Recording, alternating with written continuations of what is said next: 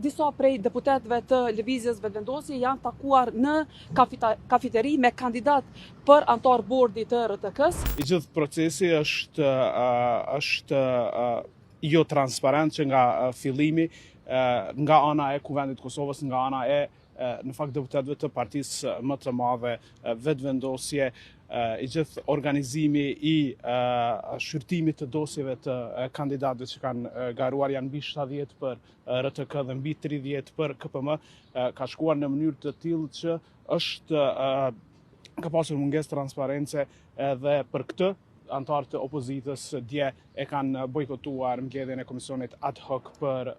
RTK-n. Koha në të cilën janë ftuar kandidatët për intervistë ka qenë e kufizuar dhe ka pamundsuar atyre që të përgatiten për intervistat që nisin sot. Njëri prej kandidatëve është ftuar në orën 9:24 në mbrëmje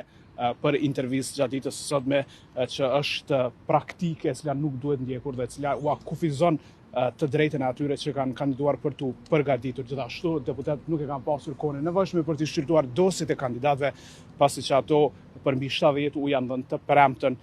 dhe të martën ka ndodhur pas pushimit të Pashkëve Ortodokse ka ndodhur takimi. Dhe ne dëshirojmë që më mirë të ketë vonesë për zgjedhjen e antarëve të bordeve, sesa të ketë një proces i cili tashmë është i kompromituar dhe që ka për synim shohim një kapje politike të këtyre bordeve nga Vetëvendosja. Kemi standarde të shumëfishta, një kandidat favorizohet sepse qartësisht publikisht dihet që është pro Vetëvendosje dhe dikush tjetër përjashtohet për shkak se po ashtu dihet publikisht që anon nga opozita, ndonse një gjë e tillë është e kundërligjshme. Me shumë keqardhje tregoj këtu para juve që disa prej deputetëve të Lëvizjes Vetëvendosje janë takuar në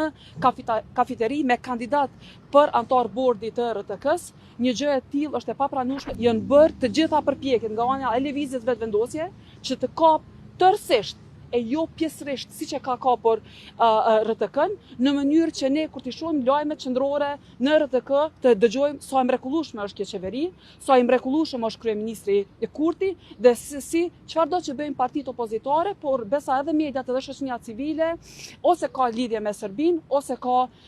çështje të tjera problematike.